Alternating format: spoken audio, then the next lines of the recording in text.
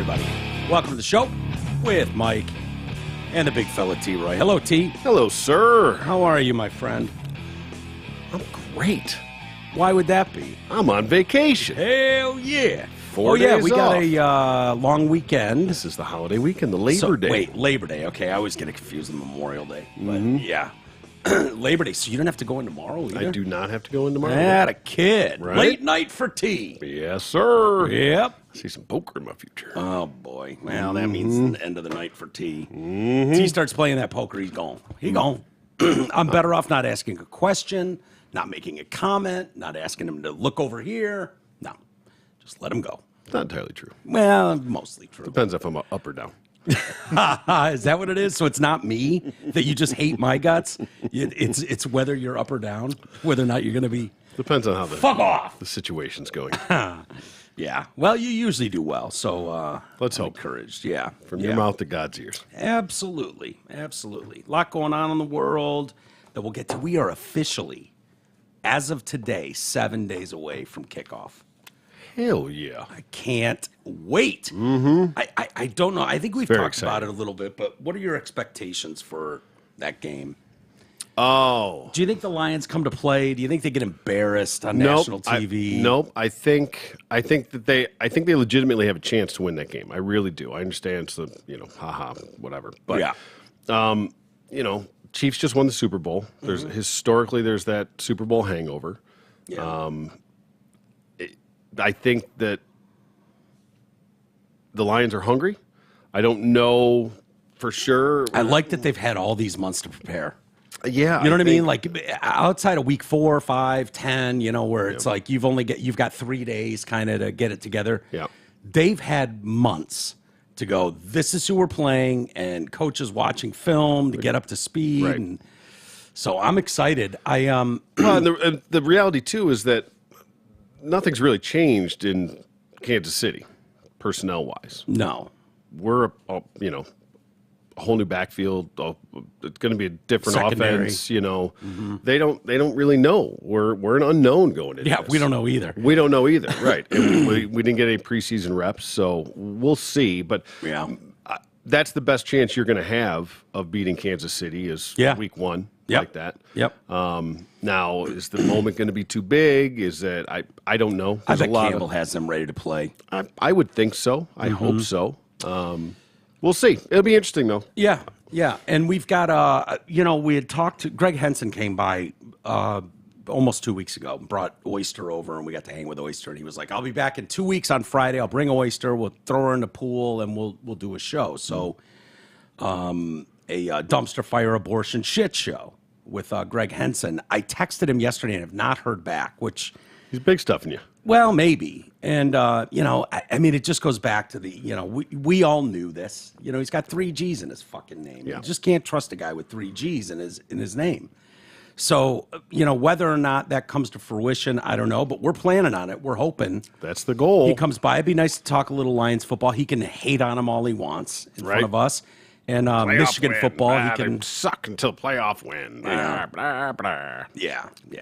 Okay. So, there's definitely a different feel in town, though. That it's undeniable. Whether it comes to fruition or not, we'll see. But it'll be interesting if they can build off how they finished last year or not. If they come out flat, if they come out firing on all cylinders.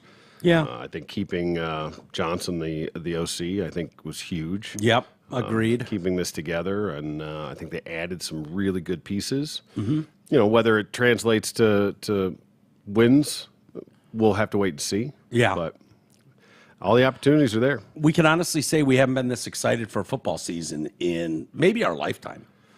Honestly, I don't remember a year. Well, I mean, I'm always excited for football season. Well, yeah, obviously. But I'm not- I mean, as far as like the Lions competing, Expectations. you know what I mean? Like yeah. we haven't, like it's always been like same old Lions, that kind of thing, that kind of attitude. Yeah. And this definitely feels different. Hopefully that moment's not too big for them. I firmly believe they started reading and believing their own press last year before that Carolina game. That's what I believe, and it crushed their season. So how do you get past that? And watching the Brady documentary and stuff, you see how guys go about it. And when you've got a team that doesn't know yet, how to win, how to take added pressure of media scrutiny and attention nationwide. It takes time to get there, and Brady never put his guard down, ever. Never believed his own press. Well, Just didn't. They have a unique combination mixture of veteran leadership and young talent. Right. So, I mean, even Hutchinson is only going to his second year. I mean, that defense is very, very young. Yeah. Campbell's probably going to be, captain almost on that. And he's a rookie. Yeah. Gibbs, Montgomery's there, Can't but wait he's to see still him. a first year. But then you've got Goff, right? Who Yeah. say what you will, but he's a veteran quarterback. Yeah, and he's for been sure. around. He's been to the show. On the defensive side, the C.J. Gardner Johnson and Philly. Emmanuel Mosley. Those Yeah. are guys that have a pedigree. And Cam Sutton And from Sutton, right? So Pittsburgh. that's some veteran leadership and experience. Yeah. To come in and mentor these younger guys, hopefully keep them in check. And from everything I've heard, Gardner Johnson. Oh, I keep fucking up. C.J. that name. Gardner Johnson. Has been had a huge impact on this team and the leadership role that he's Having taken those guys into. come in, they're always so important on a Feed team. off of that, right? Yeah. and the right energy, the good energy. So we'll see. It's Keep in mind, too, obviously everyone that listens knows I'm a huge 49er fan, have been since I was born. It was just kind of a birthright with my family.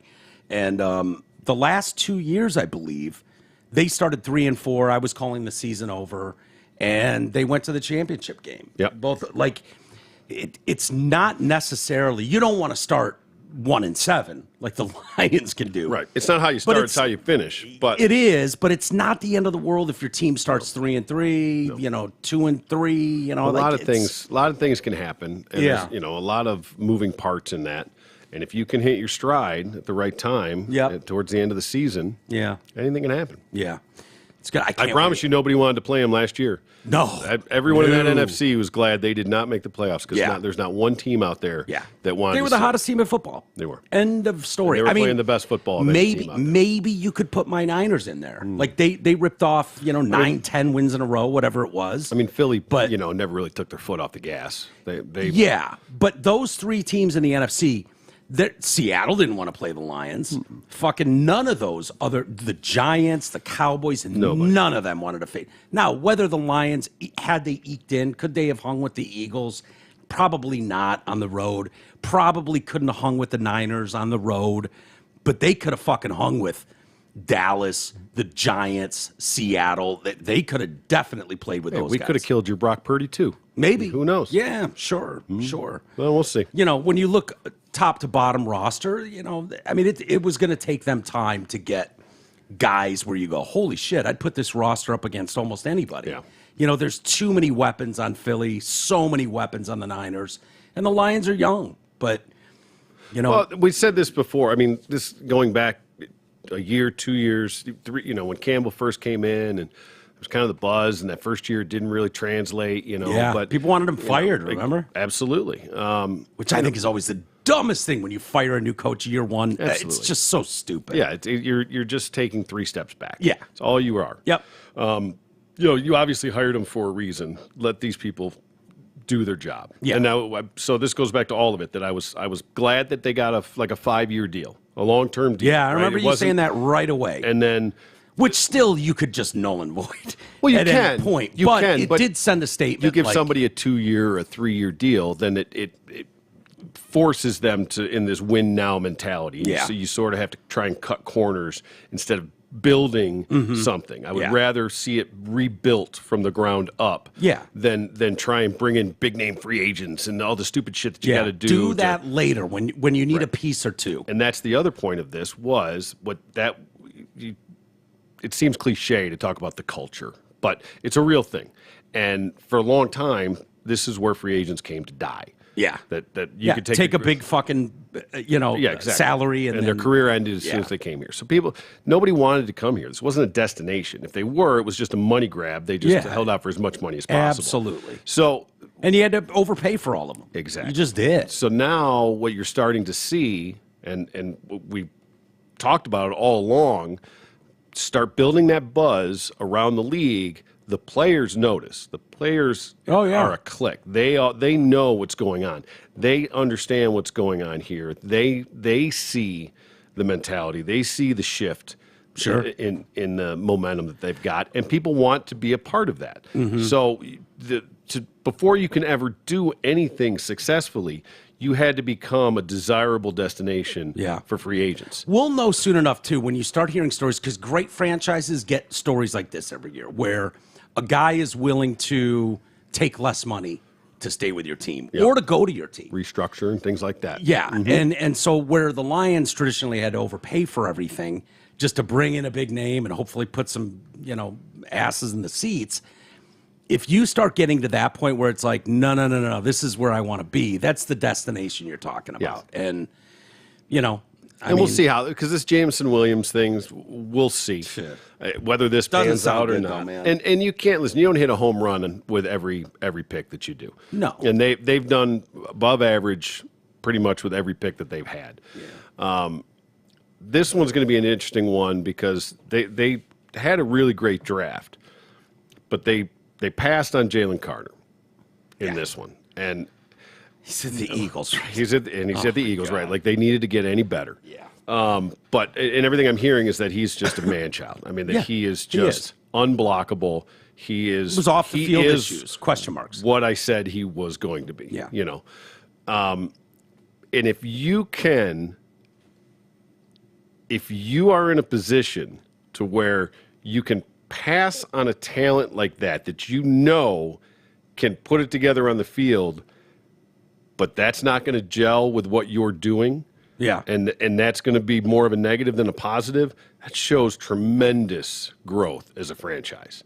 That they're not, that they wouldn't just jump at that. Oh my God, we got a chance to get him. He's the best. Or you could look at it and go, oh, another Warren Sapp, another Randy Moss, where they had a couple off-field things, smoked weed, and they it's very possible. Like I said, you don't know. And then they put up Hall of Fame careers, and you're like, God, dude. I'm saying they didn't. It didn't feel desperate in any. They were confident in the picks that they took. Yeah. Even though everybody said they reached. We'll see. Time will tell. Senior Kuiper. Who gives the fuck shit do you what know? Mel Kiper thinks? Right. It's a clown show. They just have to fill airspace during the draft. They have to have something to talk about. Yep.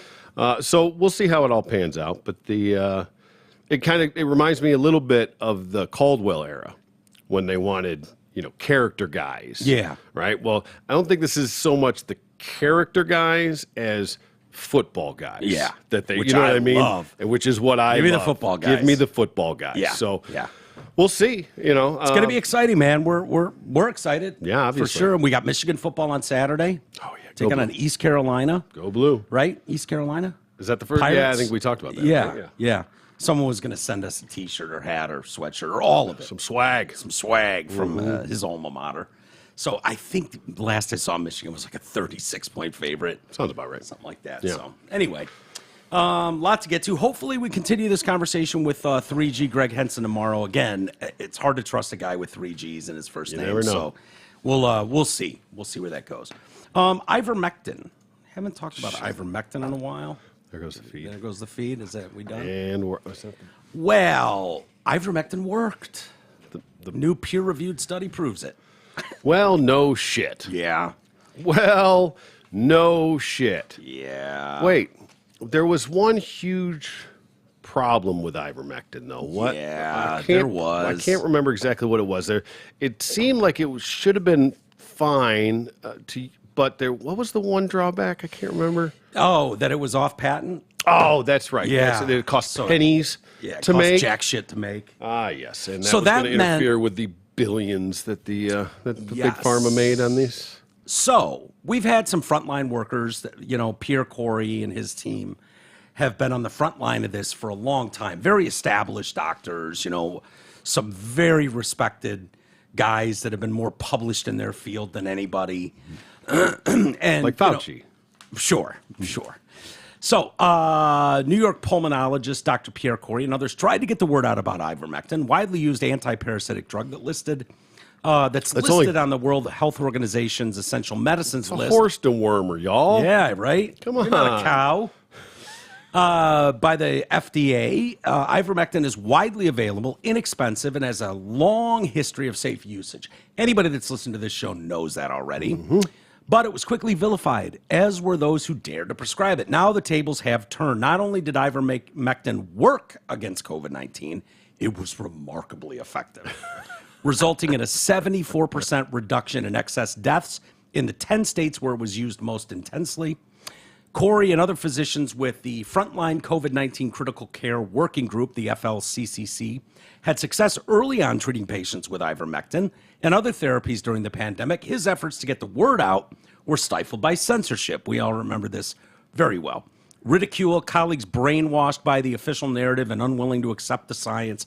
A preprint paper showing ivermectin's effectiveness against COVID-19 in Peru was, quote, the final piece of evidence which convinced me, Paul Merrick, and the FLCCC that widespread distribution could end the pandemic in October of 2020. Corey tweeted, took 2 years, but now peer-reviewed and published in a major journal.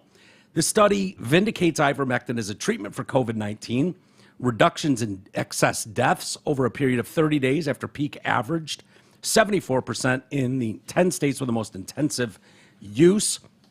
A natural experiment was set in motion May 2020 when Peru authorized ivermectin for COVID-19. The reduction in excess deaths noted correlated closely with the extent of ivermectin use. Few have heard about the astonishing success of ivermectin in Uttar Pradesh, India. Yeah, it's few have heard, but those few listen to this show. Right. We did extensive coverage of Uttar Pradesh. Good luck Googling and finding that story. Good luck. You could not do that. Good luck spelling it. Yeah. UTTARPRADESH. People still email me asking, what was that place in India?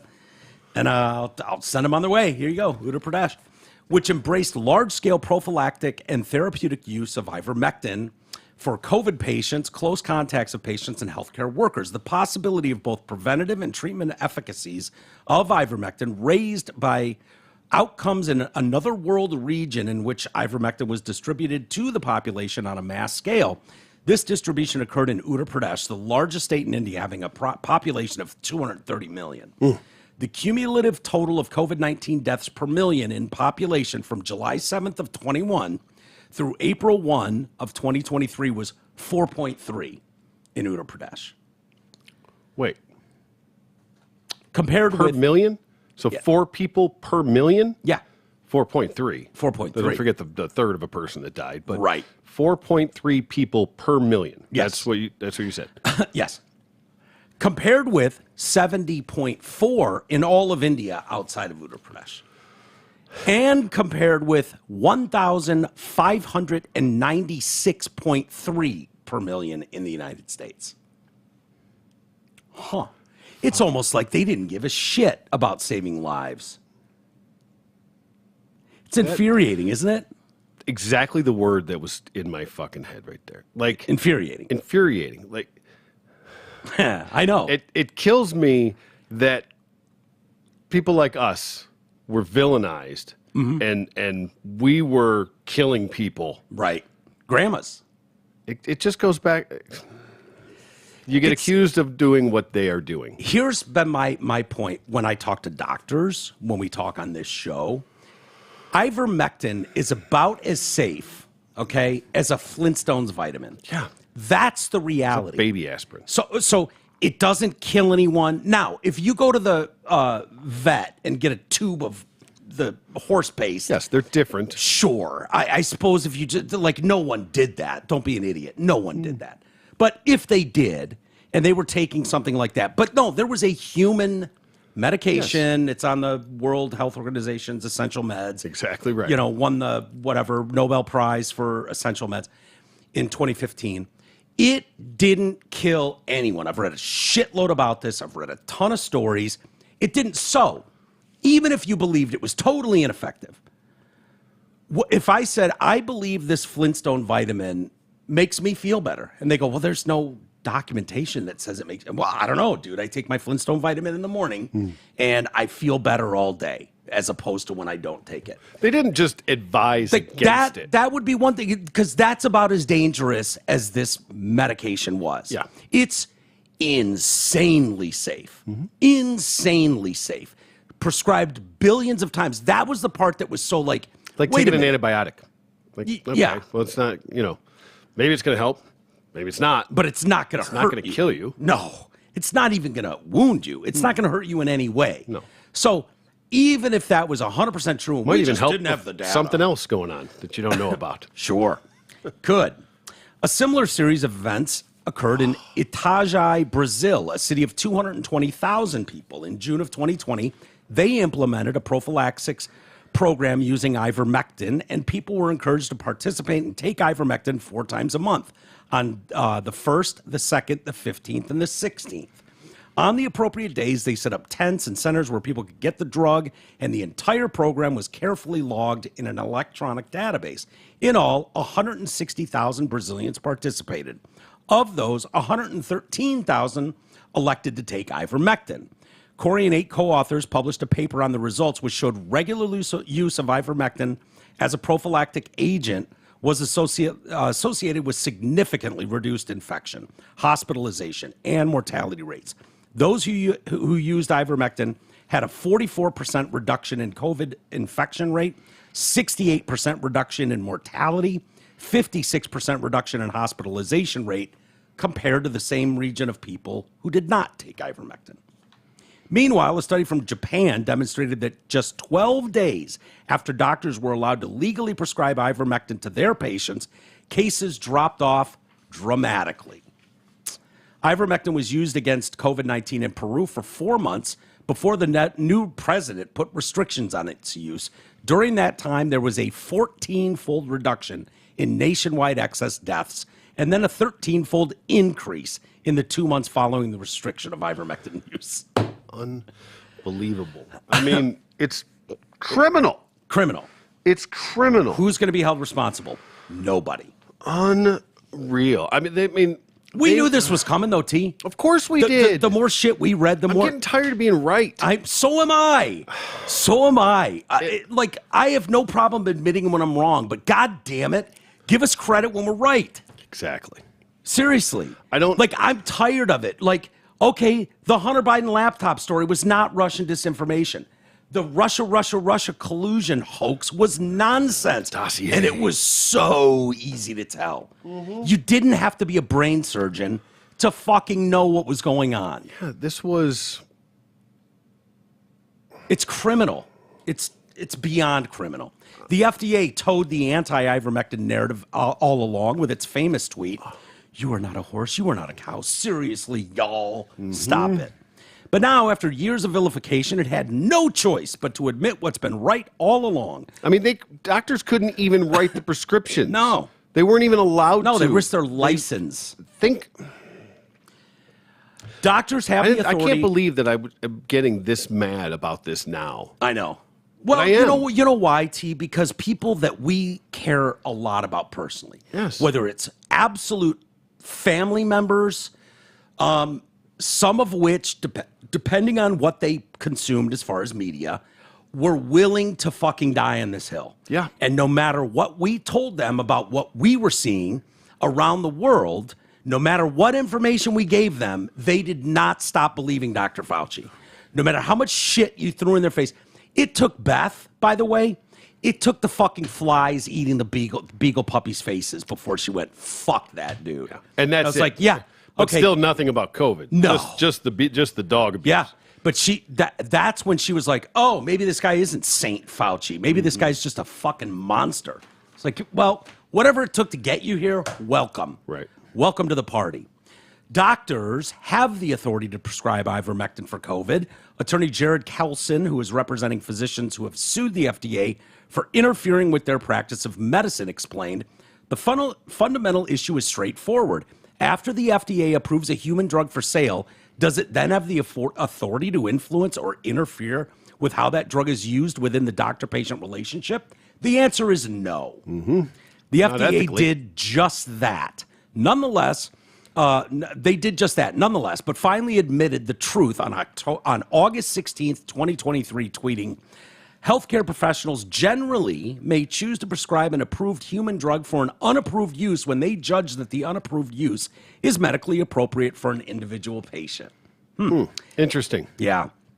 In September of 21, the AMA, the American Medical Association, also told doctors to stop prescribing ivermectin for COVID. The AMA warned, we are alarmed by reports that outpatient prescribing for and dispensing of ivermectin have increased 24-fold since before the pandemic and increased exponentially over the past few months.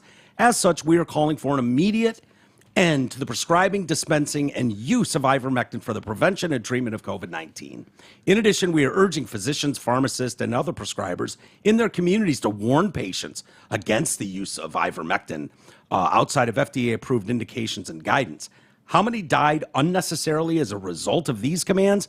As noted by journalist Kim Iverson, even the FDA's move advising doctors that they're allowed to prescribe ivermectin is too little too late. Now, 2 or 3 years later, too little too late.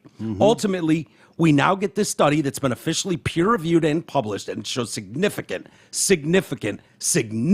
reduction of mortality in COVID-19. Ivermectin binds, so how does it work? It binds to SARS-CoV-2 spike protein, limiting the virus morbidity and infectivity. The drug also has demonstrated antiviral and anti-inflammatory properties. An in vitro study demonstrated that a single treatment with ivermectin effectively reduced viral load 5,000 times in 48 hours in cell culture. Jeez. A single dose of ivermectin can kill 99.8% of the virus within 48 hours. Wow. Ivermectin has also been shown to speed recovery, in part by inhibiting inflammation and protecting against organ damage. This pathway also lowers the risk of hospitalization and death. Additionally, the drug also prevents transmission of SARS-CoV-2 when taken before or after exposure. Latest data only adds further evidence that ivermectin has an important place in COVID treatment. These encouraging results from ivermectin treatments in Peru and similar positive indications from Uttar Pradesh, India, which have populations of 33 million and 230 million, respectively, offer promising models for further mass deployments of ivermectin. The average treatment cost for ivermectin is $58. You think that has anything to do with ivermectin's vilification? Yeah. Everything to do with it. This is the end here. The exceptional safety profile and low cost of ivermectin certainly support its use, as in Peru's Operation MOT, Mega Operacion Teta, and in Uttar Pradesh as an attractive national policy for COVID mitigation. These significant reductions in mortality, as achieved in Peru and Uttar Pradesh, suggest that the impact of such a national ivermectin deployment would be observable within a relatively short period. However, generic drugs have often fared poorly in competition with patented offerings in past decades, based upon the unfortunate vulnerability of science to co-modification and regulatory capture. Such bias against ivermectin was suggested February 4th, 21, in a press release from Merck, which was then developing its own COVID-19 therapeutic. However, ivermectin is Merck's own drug, found safe at doses considerably higher than its standard dose in several studies, as cited in the section on the background on ivermectin treatments of COVID-19, and the Nobel Prize Committee specifically noted ivermectin's safety record in honoring the discovery of this drug when it was awarded its prize in 2015. Now that we know... Take that for what it's worth, folks. I didn't write the article, neither did T. Or the peer-reviewed article. Now that we realize, and we're finding out more and more, what an absolute sham the testing of these vaccines actually were. And a con and a lie. Right.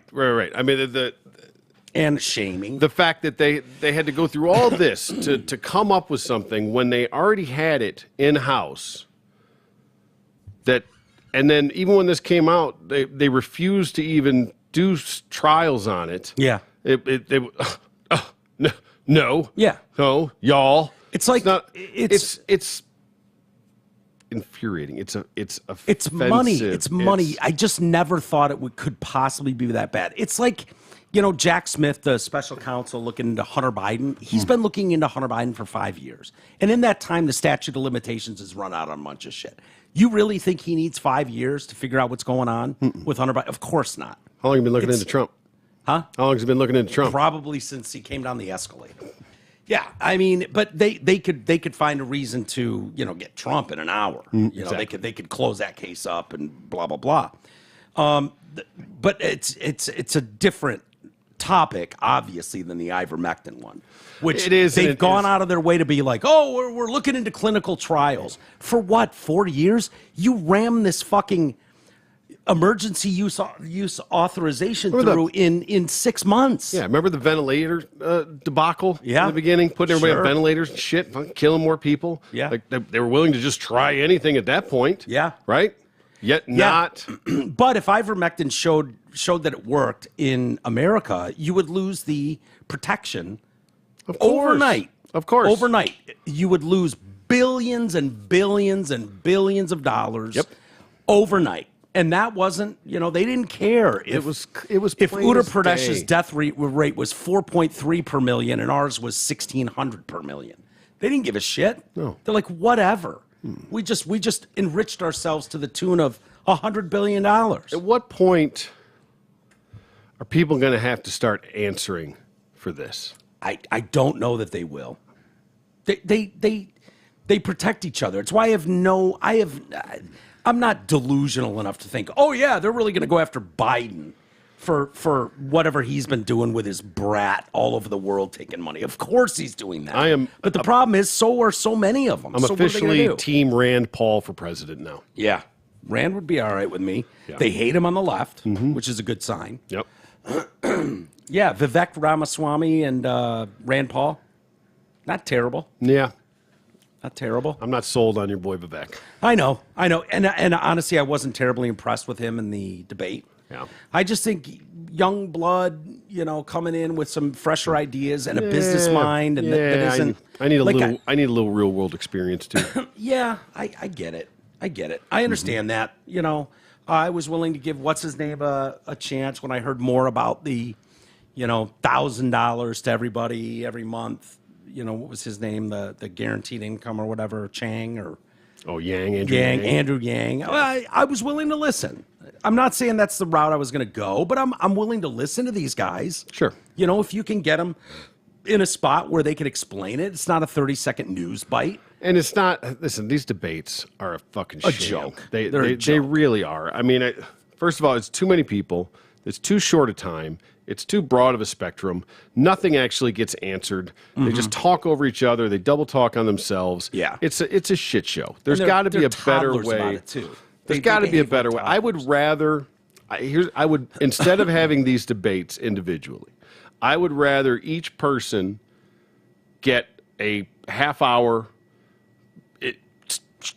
interview. Do an basically. hour. Well, whatever it is. Yeah. I mean, a half hour, fine. It doesn't matter. But just to sit down and answer those questions. Mm-hmm. And that you don't have to defend yourself. You don't have to rebut anything. You don't have to throw insults around. Yeah. You answer, and every person has to answer these same questions. It's the same format for They should- everything. they And then should, based on that, once those, so take 7 people, whatever it is, 5, 10, whatever it is, one a night airs, but you get Yeah. to see it. And based on those, Yeah. then we'll narrow it down. I wouldn't And mind once it gets seeing down them to like to 2 or 3 people, then we can have a debate. I Right. don't need a debate with 8 fucking people on stage No, arguing, all yelling back. arguing, It's fighting. Yeah. stupid. I wouldn't mind. I would go as far as saying, let those 8 people each get their hour or whatever like that. And I don't care what network picks it up or doesn't. Yeah, all of them and should. Yeah, I understand, but they won't. Right. But then I would even go as far as saying, let them pick their own, each individual one, let them pick their own moderator. Like get a hometown friendly thing. And then afterwards, hear me out.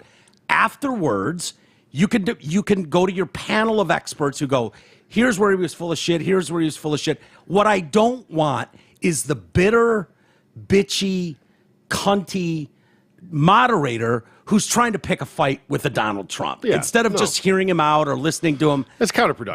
That No. I want the same person, somebody completely fucking independent, somebody that's just Good going luck to come out finding there. that. Well, believe me, they're there. Yeah. I mean, these people are put in place for a reason. If you want to find somebody that can just come out and read questions, Yeah. I'm not talking about pushback. This person is doing nothing more than asking these these questions. Yeah. And everyone has the exact same questions. That's it. This is the format. This is what it is. Everybody, it's the same formula for everybody. How they answer it, how they respond, and nobody gets the questions ahead of time. Yeah. Nobody knows what it is. I think you're better off avoiding the national media at all costs. That's how corrupt I think it is. That's how bankrupt I think it is, how morally bankrupt I think it is. I think you're better off going to podcasts. I think you're better off. Dude, I promise you, this is a fact. You and I sitting here with Vivek or with Ted Cruz, name them, we would do a much better job in an interview as just like straight talk than anything they could put together on CNN or Fox News or MSN. But I'm not talking about, it's not going to be through a network. That's not the point of it. It's independent. It'll be aired on the networks, but it's not hosted by a network. But they're not going to put that on their airwaves if they're not hosting it. Well, they should have to. Yeah. Should be a national. Yeah. I mean, like a presidential speech. Yeah. Well, you know what I mean? Started cutting Trump out of CNN and stuff. When And he has a, you want to press take the conference, bullshit out of take it? Let AI fucking run it. Just have a program run it. Yeah, but then it's AI's going to tell it how much he loves him and wants to marry him, and Just saying, I can fix a lot of the world's problems if people fucking listen. I know. A la ivermectin. Ivermectin. That's a good one. It's just, And I love we can say it now without the black trucks rolling. Do you remember that? Where if we even mentioned that should tell you everything you need to know. We got shit pulled. We got shit pulled. We have warnings on our content. We had misinformation warnings for it. Yep. That should tell you something. When they are trying to show, and that's a tactic, by the way. That's done very much on purpose to make you go, oh shit, they heard what we said. Oh my God, they're going to pull our stuff. And so it makes you think self-censoring. Twice. A lot of us don't have the ability to just go, yeah, fuck them. I have so many listeners, it doesn't matter. My message will get out there anyways. No, for smaller shows, you're screwed. If they come after you, you're done. There's no fighting them. They don't respond to you. And we don't have a pocket of lawyers that can go through the legal mumbo jumbo. It should be open for the conversation, though. And they tried to take that away from us. And now we see 2 years later, the damage has been done. The money's been made. No one's been held accountable. And what do you know? As the dust is settling, we're standing here once again on the right side of things. Are people getting tired of us being right about all this shit all the time? I'm even getting tired. Early. Right. Listen, it's my PhD in common sense. Yeah. I smell bullshit from a mile away. Yeah. I see right through this shit. I don't always know the end game. I don't always know the bigger picture, but I know if it looks like shit, smells like shit, and tastes like shit, it's shit. Yeah. Right? That's not hard 100%. to see. And no matter who's telling me that it's not shit, I don't care. And the more you tell me it's not shit, it makes me believe more that it's shit. Yeah. Because why are you so vehemently telling me that it's not shit? Yeah. And demanding that you get pulled if you say anything other than it's not shit. Yeah. Like it's still going on. It absolutely is. I wouldn't be surprised at all if we got flagged for this. Seriously. Maybe that would be fantastic. It's so bad. Like I often say when we're talking about trans stuff and about this, like, oh yeah, and we've got a law to protect students so that they don't have to tell their parents, and we don't have to tell their parents if they're going through. It's like, wait a minute, when has clouded in secrecy ever been a win for anybody? Right. Never. It doesn't exist. You are on the wrong side, and you're coming off as evil. If that's your attitude, I'm sorry. That's the way I feel about it. No, you don't get to bury shit from parents. Who the fuck are you? This ivermectin stuff was absurd on its face. And it'd be one thing if you went, well, 1 out of 100 people that take ivermectin is going to unfortunately have a heart attack and die. And if these people that are saying outbreak of myocarditis coming from the ivermectin, is there? No. So if that was the case, you could go, well, these people really, really seem to think it works, and these third world countries are using it like crazy because they don't really have a choice, and it's working. But, the fact remains, 1 out of 100 are going to die. They're going to drop dead as soon as they get.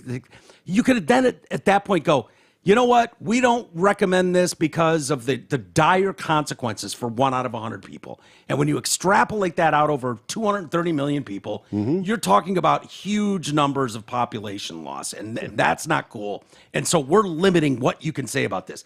But the fact is that was never the case. It's one of the safest drugs out there. That's why I compare it to a Flintstone vitamin. Exactly right. So it's like, okay, well, if I just think in my head even that this helps, what do you give a shit whether I take this? No, you had to go out of your way to vilify it. And anybody that even asked questions about it, because we've never said, I guarantee this works. Why are we threatening doctors' licenses and livelihoods? My doctor still thinks it's bullshit. And I said, you know what? I'm going to print some fucking stuff off for next time I come back. I'm going back September 18th to see this. Let me do a little research for you, Doc. And I said, I'm going to bring you articles about this, and you can read them, and you tell me. And she's 32 years old, smart as shit. I love her to death. She's great. But they've been so indoctrinated. Both my female doctors are like, you know, and I'm like, okay, well, I'm going to bring some shit in, and if you want to punch holes in it, I will gladly come on this show after the fact and say, okay, I gave this to my doctor, and she said, these are the problems with this article.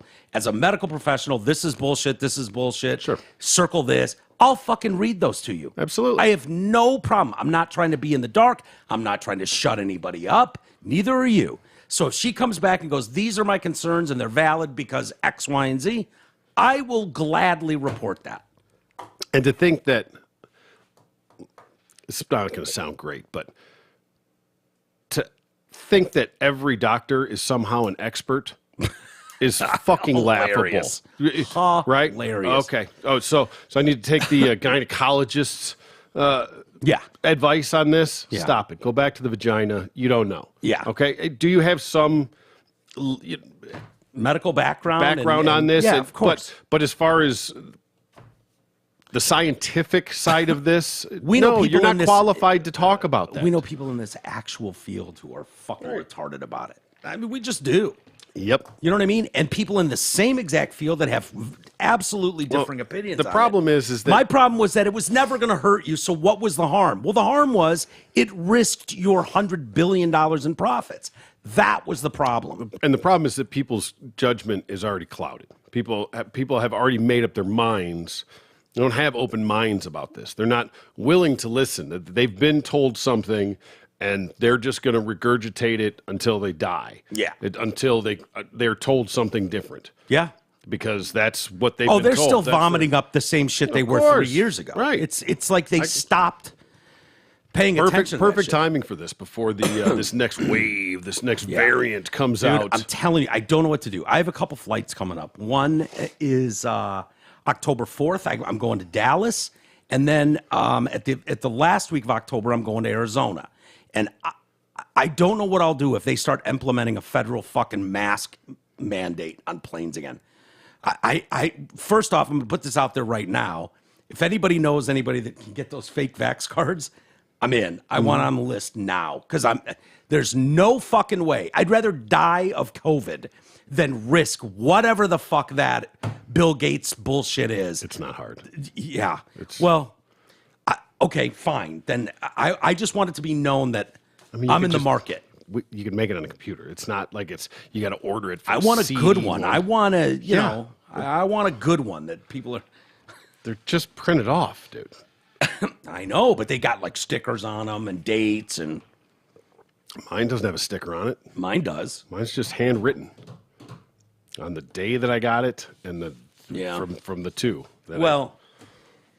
People know doctors out there that are like, yeah, I'll give you a card. Yeah, I'll give you. And honestly, I want ivermectin just to have in the house. Mm-hmm. I want it in the house. So if there's anyone out there, I know a lot of you have gotten it. My doctors are like, no, they're not giving it up still.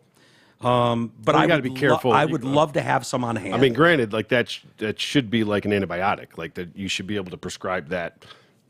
Yeah, no questions asked. Mm-hmm. It's not a narcotic. It's not it's not an opioid. It's nothing. No, but they're not just going to give it out because you asked for it. It's like you can't go get a antibiotic friend. I mean, If you know somebody, you can. If you know somebody, you Right. can. I'm just saying you can't just generally go to your doctor. Be like, hey, give me an antibiotic for next time I get sick. Yeah. They're just not going to do it. Right.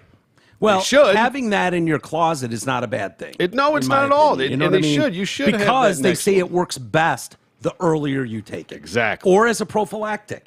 So if you take it on the 1st, Obviously. the 2nd, the 15th, and the 16th every month, Yeah. you know, I mean, you can't argue with those numbers in Peru or Uttar Pradesh. You can't. You know, I mean, those Especially are well documented. It's one and thing. known. The Peru one is very interesting because it went down 14 times for the months they did it. For the 2 weeks they did it? or whatever it was. Yeah. I thought it was 2 months, but Okay, maybe it was. I think it was 2 months. But and then the new president comes in and shuts that Bans down. it. Well, I wonder what happened Yeah, there. crazy. That's weird. But and then it goes back up 13 times. Yeah. I mean, what more do you need? Yeah. And you And know they tried what? to, even that like Uttar Pradesh thing, when that happened, they tried to discredit that by saying, well, it was ivermectin mixed in with a bunch of other things. Right. That was part of it, but you can't say that it was ivermectin that did, fuck off. Right. Stop it. Yeah. Stop it. Yeah. Right now, stop it. Yeah, they took orange slices too. Maybe it was the orange slices. Exactly. Yeah, right. You know, vitamin okay. C is supposed to help this thing a lot. They were outside. There's a lot of sun in India, so Yeah. the vitamin D helps on that too. It's fucking. It's embarrassing. It's insulting. It's criminal. And, you know, I'll wrap it up by saying this. They've done this to themselves. I was a No, they did this to firm- us. Yeah. But I mean, as far as like any lack of trust that so many people have in these agencies, these 3-letter agencies and whatnot. How do people have such they blind did it faith to still? themselves. It didn't take very long to go, oh, okay, I see what you're doing here, and this is bullshit. Here's why. And you didn't have to read that much to figure it out. And there were plenty of places to go and see for yourself, do a little research yourself. Yes. Doesn't mean you're a medical doctor, doesn't mean you're the smartest guy in the room, but when you start smelling bullshit, you're best to look into it a little bit more. Yep. You are. And so many people just wanted to turn on CNN and whatever Don Lemon fucking fed them, they ate. Yeah. How can we have these clinical trials in a matter of months for all these new vaccines that were just created for this? Yeah. Yet it takes years to get some data and coming back from ivermectin? Yeah. Yeah, we're looking into it. Are you? 3 years. Over 3 years. It's just 3.5 years. criminal, man. It's been. And the most criminal part about it is none of them will pay a price. None of them. They'll all go in with their golden parachutes into retirement. They'll all get their massive bloated salaries. How do you fix this? How do you unfuck the FDA? I don't How know. do you I don't know. They went too far in the money grab. Like when you talk about lobbyists and all that kind of stuff, we all knew they were there and rigging the system. There was enough money to be made if they just recommended it. Yeah. You know what I mean? If They came still out could have with it- said, we don't think it does shit, but by all means. if you Well, wanna no, I mean prescribe the it. vaccine. I'm just saying, right? If they said, okay, we don't really endorse ivermectin, but you know, whatever. But this vaccine, there's enough people that took it hook, line, and sinker, fucking ran with it. There's still people that line up to go get their fucking Yeah. boosters now. You Coming fucking out with one in morons. 2 weeks. Go, hurry Yeah, up, the new go one. sign up, get up there, you idiots. Yeah. You know, and I'm talking to you. If you're offended by this, good. Fuck off. Yeah. I mean, you're perpetuating the problem. You know, maybe They would say we are, but are we? Why? How? I Tell don't me. know, 'cause Please it's- email the show, Walters with an O at DetroitCast.com, and tell me how we're the problem in this. yeah, because again, it boils down to if there's not a side effect of danger with ivermectin, then what do you give a shit? Again, it's a water tablet. It's a placebo to you. You can snigger all you want about that. Laugh behind our backs and go, these morons are taking a placebo. What do you care? If it literally kills nobody ever, then what do you care? And I so shouldn't how even say are we the bad guy then? I went too far. I shouldn't say fuck you, because you know what? If you feel like you want to get the vaccine, fine. Yeah. Great. Good for you. Get the vaccine. If that's what you want to do, by all means. You should know, though, that the inventor of mRNA vaccine technology warns that the more vaccines you get, the less effective they are. long term. And so when you start getting into 3, That's 4, false 5, information, Michael. Well, that's what Dave said. So, No, that's false information. So go get your 6th and 7th vaccine. He was not the inventor of he was one of the inventors yeah. of the mRNA. Right. So everything he said. Hey, take Dr. Malone and throw his information in the garbage. Yeah. Because he doesn't know anything. He wasn't the inventor. He was one of the inventors. One of. Excuse me. That's a rumor's not a fact, T. I mean, just open your eyes and just see the blatant manipulation that's going on. If you want to be a willful idiot and go along with it. Useful idiot, yeah. But willful. And useful. Well, yes. Yeah, they're very then useful. Fine, good for you. But do not attack those of us that are awake. Yeah. Yeah. We're finally woke. No. Awake, not woke. What do you think? I got this this article. Actually, my mom sent this to me and was like, "Hey, good news!" So there's this doctor that is. He says death is the most profound and mysterious aspect of life for most humans. Many of us also keep wondering what happens after death. There are no answers to this mind-bending question. However, an oncologist in the U.S. who claims to have studied more than 5,000 near-death experiences, or NDEs, believes that life exists after death without a doubt. Okay. Is that exciting to you? Do you hope that when your day comes and the lights go off, that they come right back on and now it's like a different... Guess that depends on where the lights come on. Yeah. What if it's hell and all the coolest people are there? Be all right. Maybe. Yeah. What if it's heaven and it's great? What if it's heaven and it sucks? Yeah. What if I'm stuck in an That ABBA would suck. concert? One man's heaven is another man's hell, though. Exactly. You know what I mean? It's like, oh, God, I'm up here. Now I got to go to fucking church 6 days a week and sing and pray to you? Jesus, no. What if every time, as soon as you die, you come back just like coming out of a vagina? Yeah. You're the soul that comes into a new baby. I'd be cool with that if I was aware of it. If this is my 50th time coming out of a vagina and I just can't get it right, it'd be nice to know that, by the way, if you keep fucking this up, you're popping through another vagina until you get it right. That's a penalty? Yeah, like a lot of baby? people. Well, a lot of people believe like you're here to learn lessons, and if you don't learn those lessons, you keep coming back until you do. Okay. It's like, well, that's all fine and good. It'd be nice if you tip me off, like, by the way, kid, this is your 50th shot at this, and then it go, oh shit, there is another level. I'm just not playing the game right. Maybe I just really like my face being on the inside of a vagina. That's fine, but that could be heaven. One man's heaven is another man's hell. Yeah, well, I often say that I think coming, like the act of ejaculation, is a smidge of heaven. That's what heaven feels like all the time. That moment. You're just walking around. It's like God's like, I'm not going to tell him, but I'm just going to give him a fucking sweet taste of what heaven is. And hell is that shame after. When you look back over and go, oh, God, I swear she was way hotter last night. Shit. Dr. Jeffrey Long's fascination with NDEs, near-death experiences, also led him to founding the Near-Death Experience Research Foundation in 1998. Recently, he published an essay based on his experiences in Insider magazine. He defined NDEs as someone who is either comatose or clinically dead, without a heartbeat, having a lucid experience where they see, hear, feel emotions, and interact with other beings. Over the years, he's been collecting stories from those who have reported near-death experiences and has been scientifically analyzing their accounts. While each story is different, of course, he noticed a similar pattern of events emerging in a predictable order in many cases. According to him, about 45% of people who have had these experiences report an out-of-body experience. People claim their consciousness separates from their physical body, usually hovering above, allowing them to see and hear what happens around them. After the out-of-body experience, people say they're transported into another realm. Many pass through a tunnel and experience a bright light.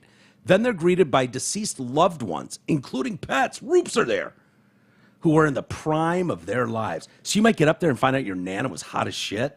Okay. Wouldn't that be kind of weird? Yeah. You're like, damn, girl. Most people report an overwhelming sense of love and peace. They feel like this other realm is their real home. Witness statements to support the narratives. One woman lost consciousness while riding her horse on a trail. Her body stayed on the trail while her consciousness traveled with her horse as he galloped back to the barn. So ghost version is still on the horse. She's popped off, passed out in the woods. Horse goes back to the barn. Later, she was able to describe exactly what happened at the barn because she had seen it, despite her body not being there. Others who hadn't spoken to her confirmed her account. I love stories like that. It's kind of dope, isn't it?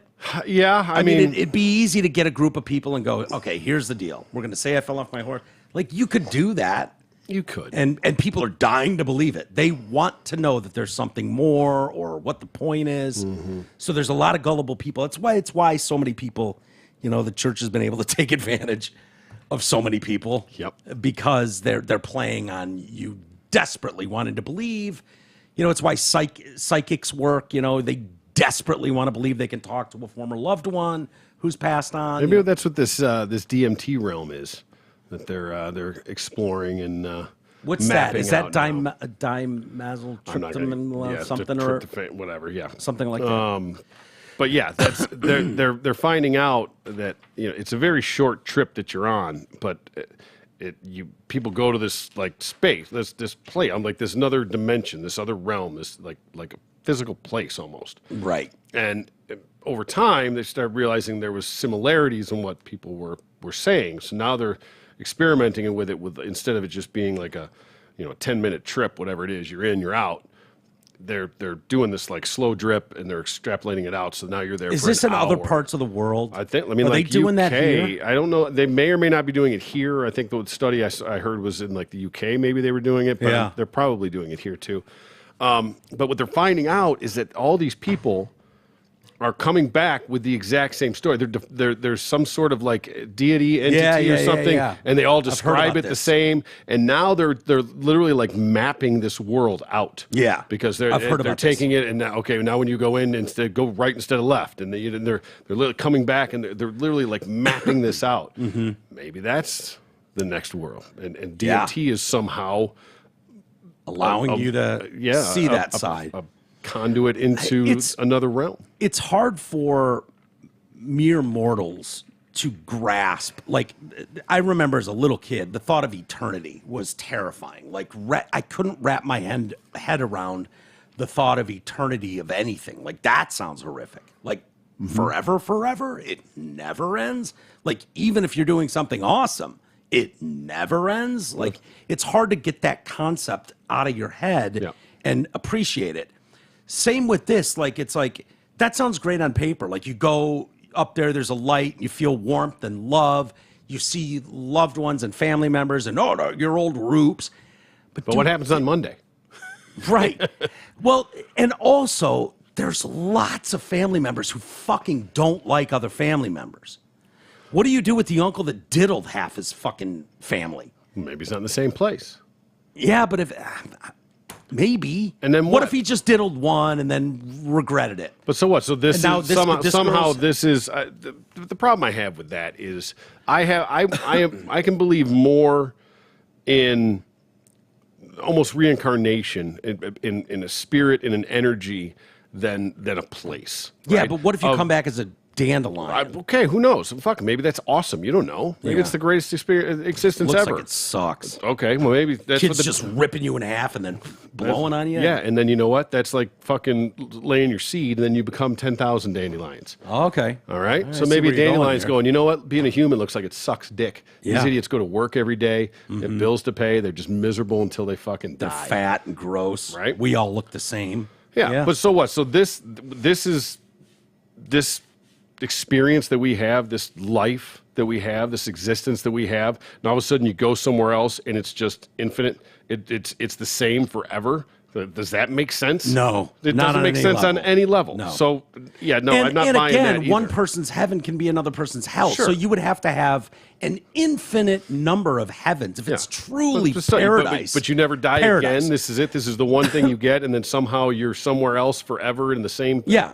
No, Paradise I don't for buy me it. would be obviously my gaggle of tens that I can just, just lay them down in different bedrooms and then just go in and tag and leave. Like, yeah, I'd want 10 of those at all times. in Oh, separate rooms. even that for infinity would. Yeah, suck. but I could trade them out, but anyway, my version of paradise would absolutely be a beach house overlooking an ocean. But someone like my brother is like, fuck the ocean. I don't give a shit about the ocean. So his paradise and my paradise would be totally different things. He could look at a desert landscape forever and be like, oh, jack off to it. Me, I'm like, no, dude, I need a body of water. I need an ocean. I need a big lake, something.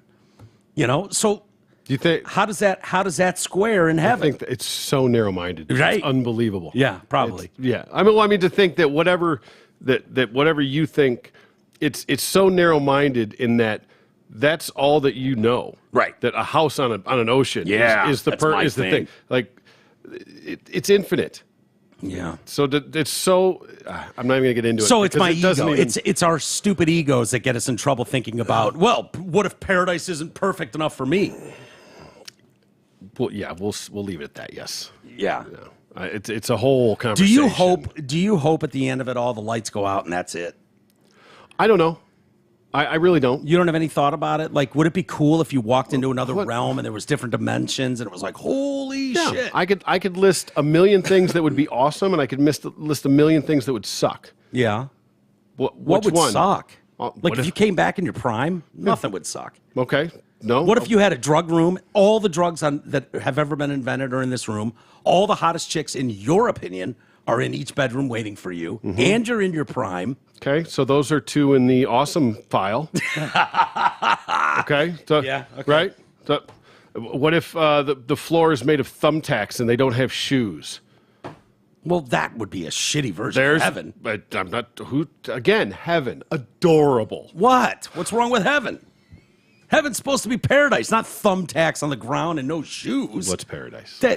Not thumbtacks on the ground or no shoes. So heaven's a beach house on the ocean. Yes. Now you're getting it. Now you're getting it, T. I knew you'd come around. Tucker Carlson. Mm-hmm. I love me some Tucker. I really do. I mean, I got to tell you, I used to not really be a fan. I mean, I respected his intelligence, and but I just thought he was kind of douchey. Yeah. Oh, But- there's a level of douche. There. Right, and so I just never Less really, and less, though. To your point.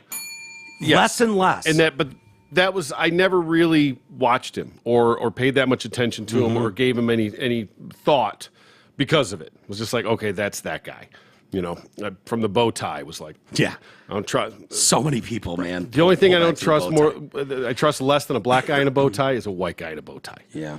Don't know why it is, just don't. Yeah. So, but the more I see and the more I hear, the more I like him. The more behind the scenes you see too, where it's like not necessarily knows the camera's on and the way he's treating people speaks volumes to me. I think that says everything. Like if you're genuinely a nice person to people, Yeah.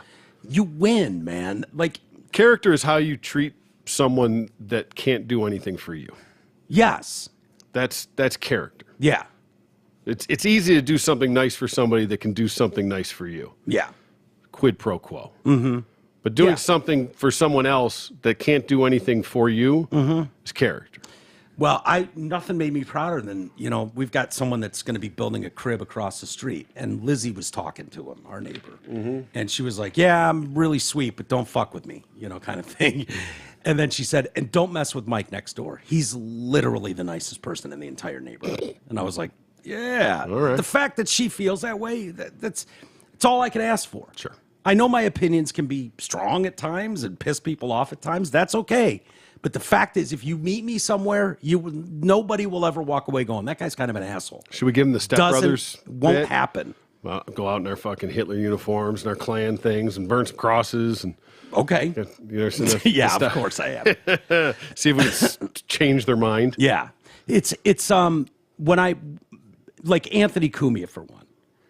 Super nice guy. You can just tell, genuinely a good dude. Cares. He looks you in the eye when he's talking to you. Steven Crowder, not so much. Nope. And a fucking prick when you meet him. Cold. That's Just, I got that vibe always. yeah. My mom from has the too. get-go. Just Yeah, always you and my just- mom are in sync on Just that. looked at it like this guy's just off. He's just Yeah. And even if he's not a bad person, he's not a good person. Yeah. You know what I mean? Like, you can just tell. He's just an egomaniac. Yeah. He's completely self-centered. If you're in a power position, if you have people working under you and you're a dick to them, you're an asshole. I'm sorry. You just are. Like, there's a way to treat people. You will not find an intern that thinks I treated them like shit. You won't find one. And I had fucking tons of them. Never. I just didn't. I was like, someone's trying to get somewhere. Maybe, they're going to have to fly for themselves at some point. But I'm not going to be the guy that's fucking using what little power I have to fucking shit on someone. Like, it's not going to happen. Too many people do that because shit runs downhill. So they get fucking shit on, so they have to just turn around to shit on somebody else to justify their own existence. And to make them feel better about themselves. And that's not to say that bosses don't have a right to yell at you ever or get upset with you. No, that's different than treating people like shit. Yes. Like, I have vivid memories of working for Doug Podell. I worked for him for 17 years, and there were times when I disagreed with him vehemently. There were times when he was flat wrong on something. And but the more I look back at it now, I go, you know what? All in all, Doug was a really good boss. He really was. And Tom Bender, who was his boss, was even better, just as a human being. And Doug could yell at you. He could get fucking fiery about something. But when I look back at it, I go, yeah, I probably deserve to be yelled at there. I probably deserve that. I probably was slacking on something. And that's a big part of it, too, is personal accountability. Yeah. Yeah, and it's hard to see in the moment. Exactly. And I was never a problem to the point where, it was like really a thing. But, if you got yelled at once a year and it was like, oh, shit. When it's just, the problem is that they yelled at you and not why did they yell at you? Yeah. That's a problem, too. Yeah, very much so. Very much. So anyways, going back to Tucker Carlson, he put a video out and he's claimed that Barack Obama was smoking crack and having sex with men. But the media failed to report it ahead of the presidential election. We touched on this a little while ago. And the guy we were talking about, for those that don't remember, is Larry Sinclair. Now, Larry was a crackhead. He's been in prison before. But he knew Obama and claims they used to smoke crack and fuck and get it on. And then that was dismissed by the media. But why don't we let Tucker tell us? Yeah, I think he's got more insight on this. If you were a fan of the Drew and Mike show, we didn't talk a ton about this, but Mike Clark was absolutely certain that Larry Sinclair's story was 100% true. Okay. Like, off air, he was like, Larry Sinclair, 100%. Obama is not telling us the real story. He's a fucking crackhead, and he's butt fucking dudes. All right. So, yeah. All right. So in this article, let me switch over here, I guess. What is that? Malik Obama tweeted? Yes, there's a tweet. This is how this article starts. It's from Blue Check Malik Obama. This tweet says, I am President Barack Obama's big brother. I believe it's time we talked at Tucker Carlson. A lot the American people need to know. Yeah, he claimed he was not my words, his. I'm just reporting it at this point. Faggot. Yep. Like, big time. Yeah. Bigly. Bigly. All right, should we listen to Tucker? Let's. All right. And this will give a little context about, how the media works. And right. I think it's interesting. Everybody I knew, the world I lived in Northwest D.C. I didn't realize this was his first day on a camera. Right. Tucker, can you? That's obviously a laptop or an iPhone. I get it. I understand. Yeah. But can you not maybe take a little step back, buddy? If you've never seen your face on a screen before, I don't need to count your nose hairs. Let's just. I'm going to listen to him. I'm just saying that's my first take of this. Yeah. Is I understand you're at home, you're in your office, you're on a laptop. I get all of that. Yeah. Slide back a little, buddy. Okay. Like, everyone works either directly for the government or is a parasite on government effectively, including people I love and know really well. And the media is too, by the way. I mean, the media is reporting on government, but it's also dependent on government. In 2008, it became really clear that Barack Obama had been having sex with men and smoking crack. And a guy came forward, Larry Sinclair, and said, I'll sign an affidavit. And he did. I'll take a lie detector. And he did. I smoked crack with Barack Obama and had sex with him. Well, that was obviously true. Nobody reported it, not because they were squeamish about sex or drugs, but because the Obama campaign said anyone who reports on this gets no access to the Obama campaign. And so they didn't report on it. So that happens. That's just one small example, but that happens all the time with lots of different issues. Now, And do you believe that transpired, or do you believe the guy is legitimate, or both? Oh, the Larry Sinclair story? Oh, that definitely happened. Oh, for sure. I mean, I've talked to Larry Sinclair about it, and definitely it happened. I mean, Larry Sinclair's been in and out of prison during one period. I mean, 40 years ago, he was in and out of prison. He's got a criminal record by definition. He's, poor. He's got a disordered life. He's missing a tooth. Like, he's not, an Atlantic fellow. He's not going to the Aspen Ideas Festival. I think he has a record of deception. Obviously, he does. But this story, if you listen to it in detail, is clearly true. I mean, I'm going to do an interview with him and you can hear it. And again, it's not going to change the world that Barack Obama likes dudes. I think this was well known. Barack Obama said so himself in a letter to his girlfriend. Yep. And by the way, that's kind of Barack Obama's business. I'm not attacking him for liking dudes. I'm just saying the amount of lying in the media about it was unbelievable. Like, people knew this was true, and it was quite obviously true at the time. And people who covered the campaign didn't say anything about it because they didn't want to lose access to the campaign. And that happens all the time up and down government. So it's almost like if you have a housekeeper, you think, she works for me. But if you have a housekeeper long enough, you realize, well, you actually work for her, and you get caught up in her dramas. Do you know what I mean? Like, yeah, there's a weird dynamic where you switch places with people. And by the way, fire her abruptly and she'll write a tell-all book about Tucker at home. That's exactly right. And, we don't even have a full-time housekeeper, so, like, that's not going to be an issue for me. But the point is, you think you're holding government accountable, but actually they're controlling you.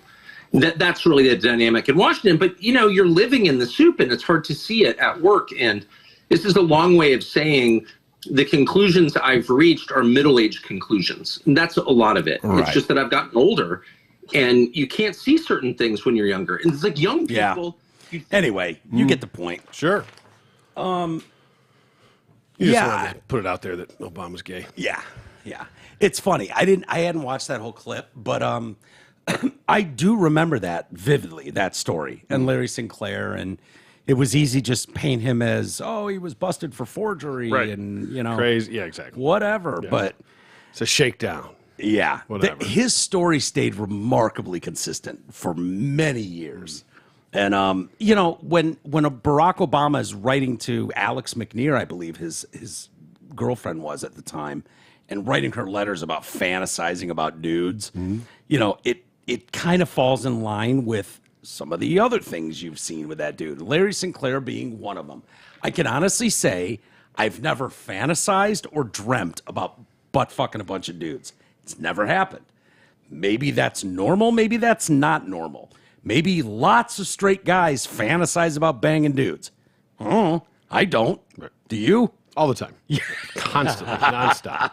I mean, is that like, have you ever heard that? No, but it's not, that has nothing to do with the point of this. No, I know. The fact that it's the cover up and the bullshit, the lengths that they will go to hide this thing. It's just an example that's being used in this. What a scam journalism degrees are. If that's the route you're going to take, like, I don't get to interview the campaign. Well, good. I'm going to do some actual journalism then. Well, they shouldn't be allowed to weaponize that.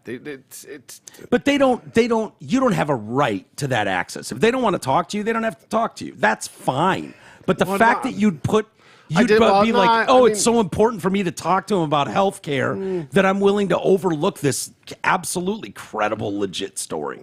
I disagree to that on some level. Why? That you should have a right to that. I mean, the press room and things like that, you shouldn't be able to control who's in there. You shouldn't be able to threaten people with that. It's free press. That's the whole point of it. That's what we've lost our way with. Yeah, but that doesn't mean you have... I think he's talking more about isolated interviews. Like, you won't have access to his team or him. If you run with this story, you'll be dead to us. We won't return your calls. We won't. That doesn't necessarily mean you can't get into the press room. No. Very few people get that access anyway. Yeah. And it's generally handpicked these days, but which is part of the problem. Right. So. Yeah. I'm surprised Ducey's even allowed in there anymore. I know, right? It wouldn't be worth the backlash if you booted him, you know? Right. Yeah. Hey, this part of the show is brought to you by The Party Pub. If you want to impress everyone at your graduation party, wedding reception, poker night, MMA viewing party, or for any other reason, you need to contact The Party Pub. It's a massive inflatable pub that can be set up wherever you choose. They also have all the best party games, beanbag toss, badminton, giant inflatable screens, axe throwing, and more. Call Jeff L. Hefe at 586-524-6701 or visit thepartypubrentals.com and take your event to the next level. TDC listeners get a 10% discount and 2 free games. Also, radiofor1.com is our site, radiofor1.com. You can listen there. You can buy merch. T-shirts are back in the store. Sorry about that, folks. They're there. Go get yourself a TDC Podcast T-shirt, sweatshirt, hat, winter beanies. You're going to want those before winter gets here. It'll be here before you know it. Also, our Amazon link and Amazon Canada link, those are there. My Pillow link is there. Just use promo code TDC, shop as normal. And our favorite, the Patreon page. So there's plenty. If you haven't become a member yet, there's hours and hours and hours of content. We do a lot of stuff where we cover news we didn't get to during the week. And so it's basically just like extra shows, really. So there's tons in there for you. So only the privileged few get.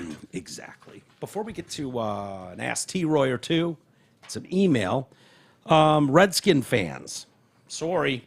The Commanders team president just put the kibosh on any effort to bring back the old moniker, the Redskins. It's not being considered, period. President Jason Wright said, the comment What if that change.org petition gets 10 million signatures? Yeah. They'd have to address it. They could still just say no. I know, and they will. So the comment comes, let's see. The comment comes after the nonprofit NAGA, which is Native American Guardians Association. NAGA. Yep. Put the A on the end of it. Extend it. But yeah, after they recently started a petition to change the name back to the Redskins. In 2020, they changed the name after using the Redskins label for 90 years. So far, the group has amassed nearly 130,000 signatures in a couple months. Not a ton, but not bad. Not bad. It's a start. NAGA also sent the team a letter addressed what the group called cancel culture against the Native American population and the erasure of its steadfast role in American history, including serving as counselors to the Founding Fathers in the creation of the Constitution. At this moment in history, we are formally requesting that the team revitalize its relationship with the American Indian community by, 1, changing that name back to the Redskins, which recognizes America's original inhabitants, and 2, using the team's historic name and legacy to encourage Americans to learn about, not cancel, the history of America's tribes and our role in the founding of this great nation. I wonder, I do not believe in any way that they will ever go back to the Redskins. No, they will not. You know, I wish they would. I think it's bullshit why it's canceled. I like the story behind the mascot and all the history there. I'm counting on an expansion team. Going with Redskins? I don't think anyone will. Probably not. But one of the things that we all love about today's NFL, and they're doing it more and more, throwback uniforms. Throwback week is an awesome week. Yep. You know, when the Niners throw on their old fucking scarlet and gold, when the Lions this year with the 50s logo with the Lions. So great. My favorite logo of all time. I love that Lions logo. They're wearing it twice this year. What do the Commanders do? Because that's been the only... I mean, honestly, you've got 90 years of history with the Redskin logo. Yep. Do they just not get to do throwbacks? I bet you they'll modify the helmet. They'll use the uniform, the jersey, but they'll do something. They'll modify the helmet. Oh, how about this? How about if they had the Redskin logo on the side of the helmet, right? The original Chief Redskin logo, and then they put a circle slash through it. What? Would that be okay for throwback week? What are you doing? I'm looking up what their throwback, and then there's a post that says they'll wear throwback jerseys, and then it was a Facebook link, I guess, and I put it up there, and it was like, "Oop, this is not available." They're doing throwbacks to the Washington football team years. Yeah, right. Exactly. That's all it's going to be. That's as far back as they're going to go. Yep. Yeah, no, I can't. I literally Commanders throwback uniforms, and I can't find anything. Really? Yeah, this will be interesting. I'll pay attention to that this year. Yeah. What they do. I mean, wouldn't you love to see that? How cool would that be to see, the Redskins logo out there and paint the field? Mm-hmm. I think it'd be really cool. And I don't know what they do. There's just such a market for that stuff. Yep. I think you can still buy Redskins stuff out there. If you go on Amazon, I don't think it's illegal. Who knows? Like the Confederate flag. Might be getting there. Yeah, I'd get it now while you can. I love watching Redskins games on TV, too, to see how many people in the stands are still wearing old Redskins logos on everything. Fuck yeah. It's like, fuck you. I bought this in your store 3 years ago. Right. But I'm not allowed to wear this anymore? Yeah. Do we all lost our minds? Yeah, exactly. I'll have to do a little more research on this. Oh, wait a minute. If they're doing throwbacks to the first year as the football team. Yeah. Hey, no, here's... Can they get away with this? That's not a bad one. I Can remember they get away with that? Yeah, I remember a buddy of mine had these like plaques. This is in the late 70s or something. What were they? The Washington Spear Chuckers? No. They were still the Redskins then. Oh. I don't think the Spear Chuckers has ever been an official club name. No? No. Well, not anymore. Yeah. Have you ever seen those? It's like they take the helmet and they cut it down the middle, and so it's just like a thin version of the helmet. So it's got the logo and the face mask. Oh yeah. And they would hang those on a plaque. I had a buddy that had that Redskins one. Really? Or his dad did, probably, not him. Okay. But yeah, you could do. Could you do that one? It's got the feather on it and a spear. Yep. And it does sort of look like the Spear Chuckers. I'm not going to lie to you. Yeah, it's There's looks like there's quite a few that they could easily go back to. I'd have to. Here's another one. But see that's the R with the. Well, circle I understand, but it's not the picture of the Indian. Yeah. So that I bet they can get away with that. They wore that throwback while they were still the Redskins. So I don't know if they've done. Did they do? I don't know if they've like every team does throwbacks. Yeah. Now I don't know if the Redskins do though. I bet you throughout. I mean, like I said, there's just two examples of. See, I was thinking that logo essentially was they've had that logo the whole time. No, I would have thought that too. But when you show me these logos, I've definitely seen these before. Now you see it, but yeah, we'll see. There's options out there. Yeah. All right, should we do an Ask T-Roy or two? Oh man, I'm waiting on bated breath. Dear T-Roy, I was visiting a neighbor whose son and daughter-in-law were also visiting. They have 2 daughters, ages 9 and 7. This is kind of important to the story. All right. While I was there, her son took the girls into the bathroom and gave them baths. I was shocked. The mom said, that's his job. T, I could understand if they were toddlers, but by that age, they should be able to bathe themselves. When I asked her why, she said they play too much. Is this unusual? The grandmother, my neighbor, confided later that it made her uncomfortable too and said she has hinted to them both that the girls need privacy. What should we do or say, or is it none of our business? Confused. Wow. Yeah, I have 2 girls, 2 years apart, and would definitely not be bathing them at 9 and 7. Yeah. Did bathe them when they were children. And now,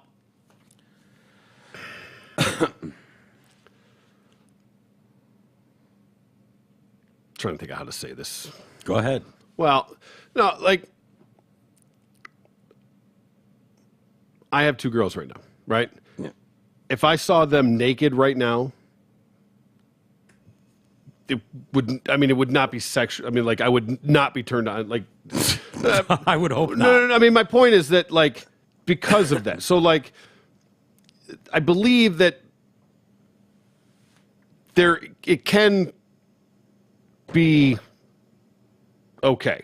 I mean, like it doesn't it doesn't automatically make it creepy, is what I'm saying. Now, if they play too much, then why don't they take them fucking separately? Yeah. Okay? Go in, do your shit, get out. Well, I know. At 9 and 7, my kids were bathing themselves. Okay? That's Yeah. just I know I've talked to G about this a little bit, like with Marshall. Marshall's had long hair for many years. And when you've got a little 5-year-old, they suck dick at washing their hair. They just do.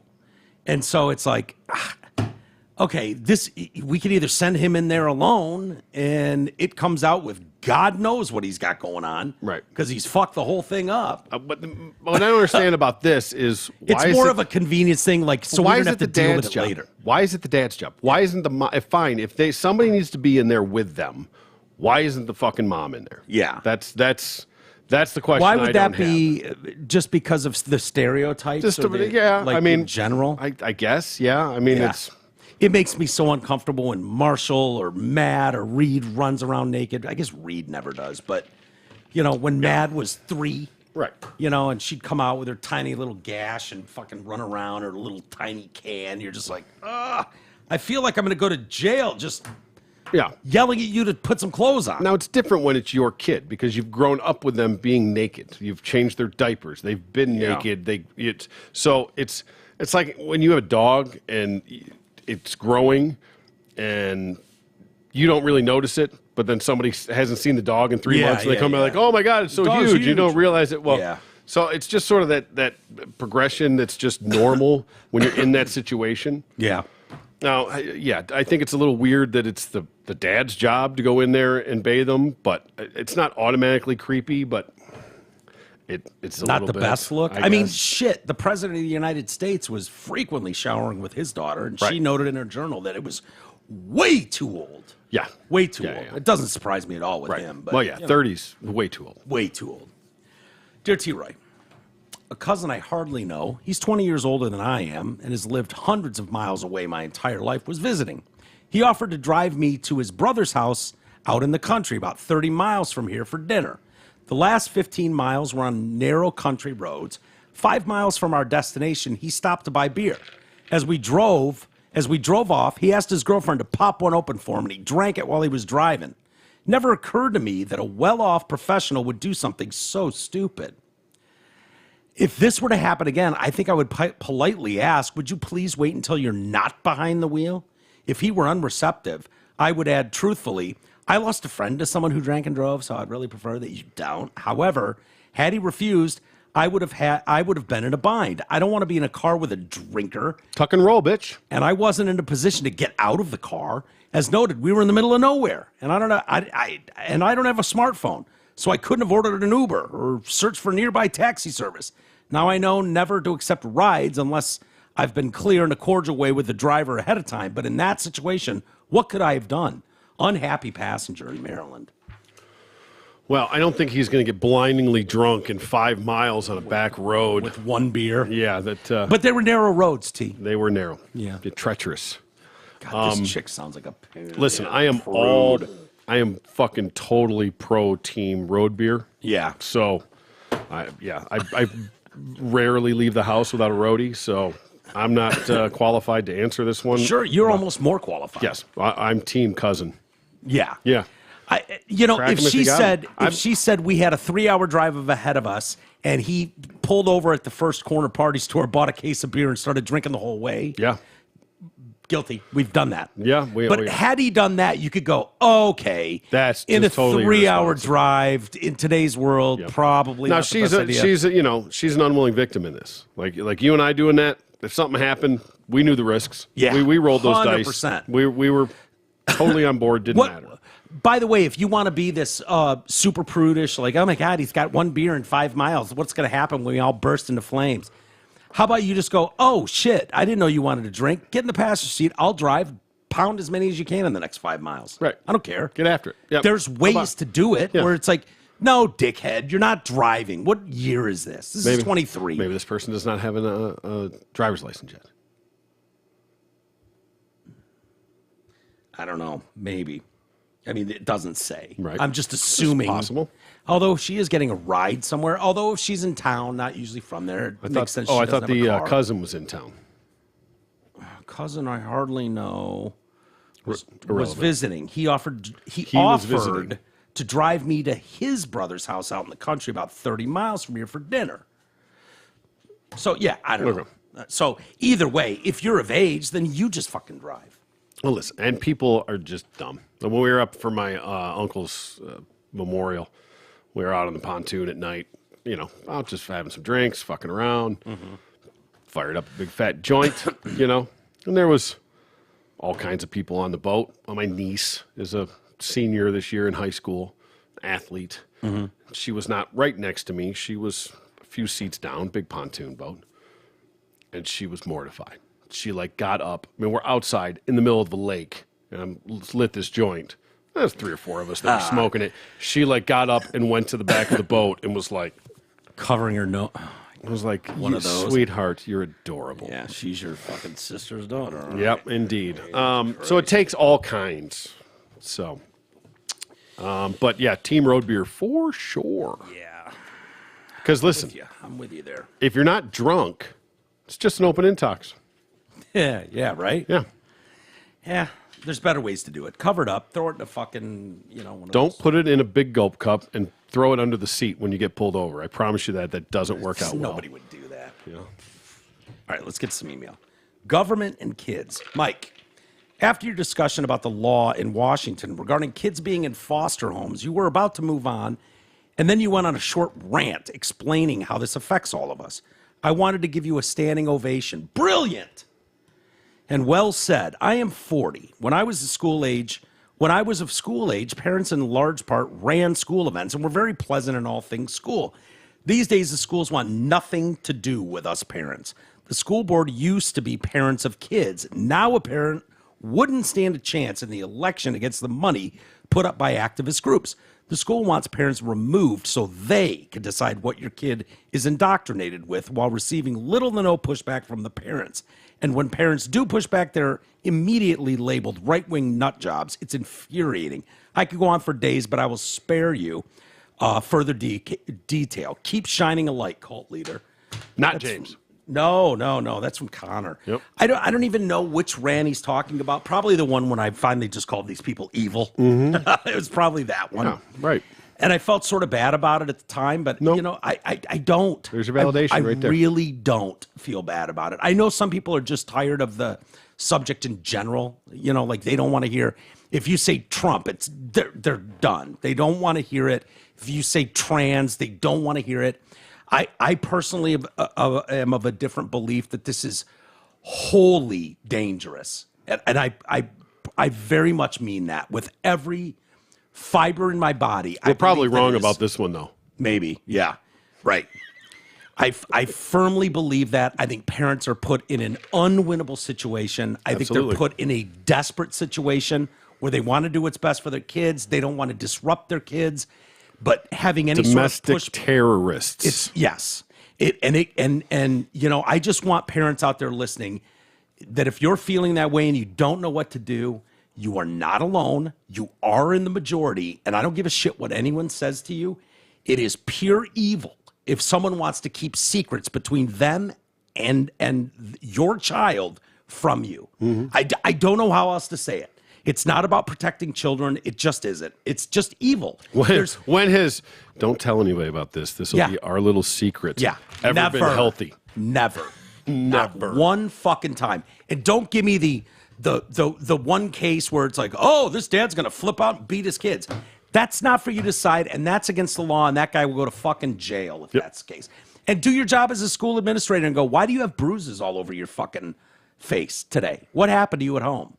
And call the local authorities. Get them involved if you need to. Exactly but you don't get to just decide that all parents are going to disagree with you vehemently and to the point that they're going to have an unnatural reaction and hate their own children. Yeah, and to the point that is such Bullshit. a small percentage of reality that you would implement across the board policies for that. And the truth is, they might want to beat your ass more than their own kids. Because where did this kid all of a sudden out of nowhere get this fucking brilliant idea that they're in the wrong body?